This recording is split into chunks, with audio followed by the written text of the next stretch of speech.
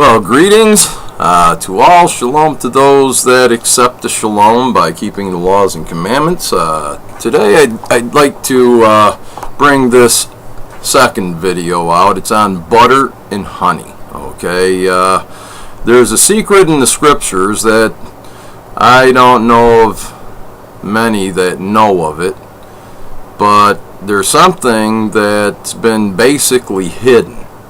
And it's the importance of honey. Now, you don't want, store-bought honey that's been processed, that's been heated or boiled. Basically, what you want is a raw, mostly unfiltered honey. Okay, it's great to filter out the eyeballs and the wings, and a leg here or two, but as far as your honey, you don't want it to be heated because it kills the enzymes and all these extra wonderful nutrients that are in there, whether the form of actual living things or things your body actually needs. And it's just a marvelous thing. Surely you've heard about going to the land flowing with milk and honey. Milk and honey is mentioned many, many times in the scriptures, but not so many times is this butter and honey. And you get benefit from honey and milk. It's great to mix. You should have honey every day, especially if you're trying to find out the truth, okay, and live a righteous life. If you want to be able to avoid the evil and put on righteousness, I'm going to show you how. Okay, it's not a mumbo jumbo thing. It's an actual fact.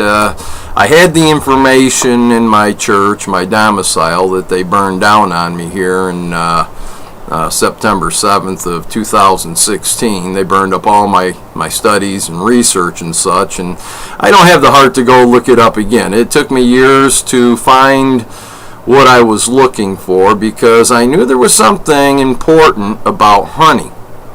And not only did I think it was important about honey, but also butter and honey. It's a little different than milk and honey. It's not quite as beneficial, but science has proved there's certain, I don't want to say chemicals, there's a reaction. It's kind of like when you take honey and you put it on an open cut, sore or something if you cut yourself. What the honey does is it changes its properties and becomes hydrogen peroxide. At the same time, it actually has this reverse osmosis thing going on to any bacteria, viruses, fungus, anything of that sort. It sucks the life right out of them. In fact, they discovered that they put honey onto glass, and honey will actually absorb moisture out of the glass. That is part of the property of honey. Butter's really great for the brain. It keeps, we'll just say, synapses lubricated, okay? There's a lot of things that butter does in the brain. You want a really decent butter, though. Salted is fine. So you want to eat honey and butter. I'll explain why here shortly. We have a couple scriptures I'd like to go through, but first I need to ask a blessing on this so that you might be able to hear the words that I'm saying and start doing this every day, okay, especially before your studies. A little while before you start to study or whatever, you should have some butter and honey. So if you'd like to pray first, please do so and put me on pause and I'll start right away. Father Yahweh, we praise you, we thank you. You're the most mighty of all there ever was, and then you gave it to your Son. And now we call upon his name, and you said that if we do, that you will hear us through your Son, and your Son will surely answer us in these last days. So we call out to your holy name, Yahshua. We ask in your name that you will remove the veil from our eyes and our hearts and our ears, that we may hear and see and understand, that we may believe and stand upon your truth. We thank you for going to reveal this, Yahshua. It's a marvelous thing that they hid about you. It doesn't mention much, but we know what you did, and it was kept from the scriptures for the most part. and about to be revealed now if you allow this video to be made. So I pray that Holy Spirit be upon this video, that those that hear it may hear the secret that our King also had as he grew up and walked through the lands, and those that followed him. It's a thing that's been hidden for quite some time, and it's time to be revealed at this time. So I pray that we may submit to your words. Yeshua, Father Yahweh, through your righteous Son, we thank you for him. And I pray that this will benefit your people so greatly. I praise you. I thank you for it. I pray that you'll find a way that we can afford these things, and in our areas we can find the best of the honey we can find, that we may do the same things you did, Yeshua. And we ask you to guide us in these things and make all this possible through your righteous name. And for your name's sake, we ask it. Hallelujah, Yahweh. All right, now there are a couple derogatory scriptures concerning the use of honey. One's like Proverbs 25:27, and I don't really know what he's actually saying here, but in another scripture he says don't eat too much honey because you can vomit. Okay, you don't want to overdo it. A little bit is great. Every day a little bit, with butter. It says in Proverbs 25:27, it says good. I'm reading from the New King James Version. It says, it is not good to eat much honey. And then it's got a colon. So for men to search their own glory is not glory. Now I don't know what that has to do with not eating too much honey. Except for you will search in yourself, So maybe if a man is trying to figure out his righteousness, that might be why it's not to eat a lot of honey, because they're just seeking out their own righteousness. But this honey and butter should be used in your studies. Like I say, if you eat too much, you can vomit, it says. But here in 2 Samuel, just to show the importance, 2 Samuel 17, verse 28. Let me see. I guess we probably should go to 17, verse 26 of 2 Samuel. So Israel and Absalom pitched in the land of Gilead. And it came to pass, when David was come to Mahanaim, that Shobi, the son of Nashia, and all these other guys. That's why I didn't want to start with that verse. You can read that if you want, just a bunch of names. And it says in 2 Samuel 17:28, they brought beds and basins and earthen vessels and wheat and barley and flour and parched corn and beans and lentils and parched pulse and honey and butter and sheep and cheese of kinds. So they always had this butter and honey, these righteous ones. They were always having honey and butter for the most part. Yachanan the immerser, okay, when he come, what's it say that he did? Here in Matthethia 3 verse 4. And the same Yachanan had his raiment of camel's hair and a leathern girdle about his loins, and his meat was locusts and wild honey. Okay, and it mentions this wild honey that Yachanan eats quite a bit, but it talked about the land flowing with milk and honey, and when someone thinks about the land flowing with milk and honey, righteousness immediately comes to their mind, does it not? It's supposed to be a righteous land where our Father placed his name, but right now it's like Sodom and Gomorrah. Now I'm going to read here something that you may have never seen. You most likely read it. If you read the scriptures, you read it, but you didn't see it. And I'm going to bring it out. It's something that you won't find in the alleged New Testament that our King ever ate. And I think it was for a reason. It was supposed to be hidden until right now. Okay? And you should do as our King did. Walk even as he walked. Even when he was a child, you'll see this come about. This is in Isaiah chapter 7 verse 12. Start verse 10. Isaiah 7 verse 10. It says, Moreover, the Father spoke again unto Ahaz, saying, Ask thee a sign of your father. Ask it either in the depth or in the height above? But Ahaz said, I will not ask, neither will I tempt the Father. And he said, Hear ye now, O house of David. Is it a small thing for you to weary men? But will ye weary my Father also? Therefore the Father himself shall give you a sign. Now you'll know that this is speaking of our King, Yeshua, our Father's righteous Son, our high priest in heaven right now. Therefore the Father himself shall give you a sign. This is Isaiah 7:14. Behold, a virgin shall conceive and bear a son, and shall call his name Emmanuel, okay, or the law's with us, basically.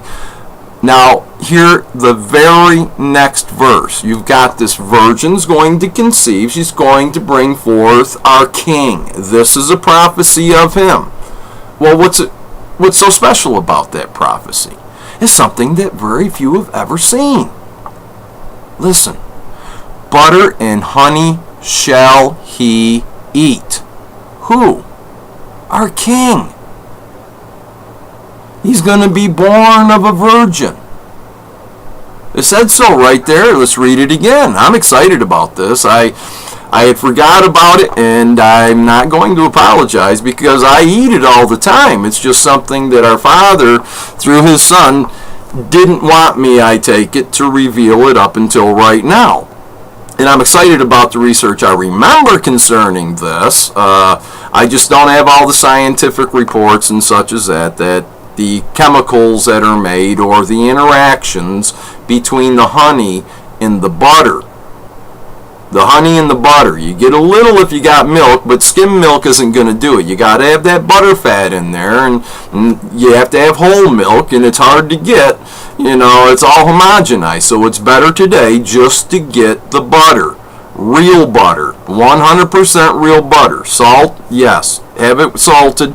You can salt it yourself instead if you want to get the plain. But it says here, we're going to read verse 14 again of Isaiah 7. Therefore the Father himself shall give you a sign. Behold, a virgin shall conceive and bear a son, and shall call his name Emmanuel. Butter and honey shall he eat. Why? That he may know to refuse the evil and choose the right, the good, the righteousness. What do you think of that? Do you feel it? Do you feel something inside you saying, I got to try that? I'm telling you, it works. Eat some every day. Little butter honey, okay? Put it on a piece of bread or something. Don't use store-bought bread. Don't buy it. Make your own bread. It talks about how the children in these last days, they'll be, minding their own business, eating their own bread, making their own bread, staying at home and not being busybodies and such. You need to stay home, bake yourself some bread. There's some excellent videos on no-knead bread. You don't have to knead it, for 15-20 minutes. You just mix it up at night. You put it into a place where it can rise overnight. And, when you get off work or whatever, you just go ahead and plop it into another vessel after you beat down the air bubbles a little bit. And let it rise for about an hour. Put it in the oven. You got some excellent bread, and that's what I use, okay? I got some really great bread. I put a little bit of butter and honey on there. Okay, what I do is I got one of them little teeny honey bear things, and I'll bite the bread and I'll squirt some honey in my mouth, because when I put it on there, it just goes all over my beard and everything. So I just do that for convenience, and no, I don't let nobody else use my honey bear, okay? That's mine. And, even though the honey, it will kill all germs, so I'm not concerned about that. If somebody grabs it and, takes a squirt, it's not going to kill them. But anyway, it says, and another thing that you could do is take like a pound of honey and take about 2 pounds of butter. Get them soft, put them into a blender, mix them up really well, put them into a, one of those, I use like a yogurt container or whatever. Pour it on in there. It'll get hard, and you can just go in, and that way you got your honey and butter that you could spread on your toast or whatever, and it's really great. You can even put in like cinnamon there in it, you know, some allspice, some cloves, or things like that. You know, it's really delicious that way. Cinnamon has great properties to it. If you ever get food poisoning or whatever, make yourself quickly a cinnamon tea and try to get it down as quick as you can, and then it will battle off that food poisoning and stuff. But anyway, science has actually proved that butter and honey does something inside our molecular structure of the cell and the DNA itself. It does something to it, and this is what it does. Butter and honey shall he eat, our Messiah. That this is totally hid from everybody until right now. Butter and honey shall our Messiah eat, that he may know to refuse the evil and choose the righteousness. For before the child shall know to refuse the evil and choose the righteousness, the land thou abhorrest shall be forsaken of both her kings, and so on, okay? And then down here in verse 22 of chapter 7, it speaks again. These are things coming later in the prophecy, which I'm not even going to tell you that I understand prophecy. I believe every word of prophecy. Where it comes in and where it's going to go, I don't know. I know certain things, you know, like the woman in the last days going to be taken to a protected place, but when and where, I have no idea. Is that going to be where Admiral Byrd checked out in the down by the South Pole, so they say, where he said there's a land down there bigger than North America that no man's ever stepped foot on? I don't know. Is Enoch there, living there, waiting for us to come? I have no idea. I mean, Enoch didn't sin, so he may still be alive. Who knows? Scripture doesn't really say. It's just food for thought. But anyway, these other things are coming, and I know all the prophecies will be fulfilled. And I know I believe the prophecies because I keep the first two laws: to love the Father with all my heart, soul, might, my every DNA strand. I love my Father with our King now too, and I love my brother as myself. On them two laws, if you keep them two laws, and you've kept all the 10 commandments, and you kept all the other, give or take, 613 laws. And you believe what the prophets have spoken. And I do believe them. I just don't know what in the world they're talking about half the time. But anyway, here in Isaiah 7 verse 22, it says, "And it shall come to pass for the abundance of milk, that they shall give..." Let me say that again. "And it shall come to pass for the abundance of milk, that they shall give, he shall eat butter.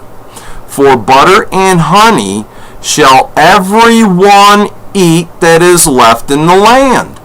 Right now we're left in the land, my friends, and I suggest highly that we start eating this butter and honey. It's very important, very important. And as you see, and please check this out, prove it for yourself, it's a hidden thing. You only heard it right here, you know, I'm your guide. Hello, I am one of the 144,000. I put out videos speaking these things, and I give my evidence and my proof that I am. And I'm showing you right here as one of the 144,000. Not that I'm any great thing or anything, but I'll tell you what, you're going to think I'm a whole lot greater when you start taking butter and honey every day. Make sure that it's raw. It's even better if you can find a local beekeeper, you know, go to him and ask if he can give you even just the raw honeycomb. Is even better. Okay, it's a little more expensive for whatever reason, but you know, if he just does a cold press kind of thing where he, you know, filters out the eyeballs and the legs and the wings, that is the best for you. Okay, because it's locally grown and the bees go around all the pollens and such that you may be allergic to, and then they process the honey, which helps your body combat against those allergies. So it's always great for that, but you know, there's a lot of things that we should look into with this honey, man. I had some information that was burnt, you know, and I'm sorry about it being burnt, you know, but there's no way to recover it. The information's out there. Please prove all things. Tell me if I'm a liar, okay? Check it out. Do it in your own life, like I tell everybody. Please start eating these fermented vegetables. Ferments. Eat them every day. Eat them a few times a day. It will help keep these diseases that are coming on us. And it says, you know, that these diseases from Egypt is going to come. They won't come on us, but we will put them on the others. That's what it's talking about. And the way we do it is because we reject the disease and it goes to somebody else. But you really need to take a look at my other videos. You know, garlic, fresh garlic. You chop it up, mince it, beat it a little bit so the allicin in there starts building up. Put it into a container with about 2 parts vinegar to 1 part honey. Okay? 2/3 a cup of vinegar and 1/3 cup of honey, and mix it all together. Or you could do half and half. It doesn't matter. You could put in lesser vinegar. You need the honey in there. You need the vinegar, and you could put things like curcumin in there and black pepper or cinnamon, whatever you'd like. You could add other things to it. The vinegar is going to preserve it so it won't rot, and you can leave it right on your counter, okay? And every morning just take yourself a tablespoon or 2 of it, especially if you're out there working in hospitals and such, or around a lot of people that come in, those that are snotty-nosed children and such. Remember, when you're in stores, them children, they got their fingers in them, them little finger holders, and they're reaching out grabbing grapes and stuff, and sometimes mom will stop them and they leave a little treasure there. So be careful what you're eating. Wash things off. Make it a practice. When I go out grocery shopping, I've got plenty of witnesses that think I'm crazy, but when I bring my groceries in, everything gets washed before I put them in the cupboards. I don't want those defilements. I don't even like bringing them in the house, but I've got no place to wash them outside. So keep these things in mind. Let's try to become as clean as possible. That our brother has a clean place to come and visit us, especially on Sabbaths. He said that he's going to be here with us. We've got the Feast of Trumpets coming up soon. Please, people, let's get our temples cleaned out the best we can. Let's start getting rid of the old pork and stuff that's in our colons and in our cells. It's in our hair. It's everywhere. Even in the days of old, when the men went out and they conquered certain places, they were allowed to take captives. If a man wanted to take one as a wife, he would have to cut off her fingernails, shave her entire body. Okay, all the hair and everything, because of the defilements that she was eating is what took place in those days. I'm not saying you have to do that now. You don't, okay? It's going to be there. Our king can cleanse you. But try to get rid of all that impacted pork and catfish and everything else out of your gut so you can start hearing our brother when he starts talking. That's usually where the voice comes from, is more in the gut.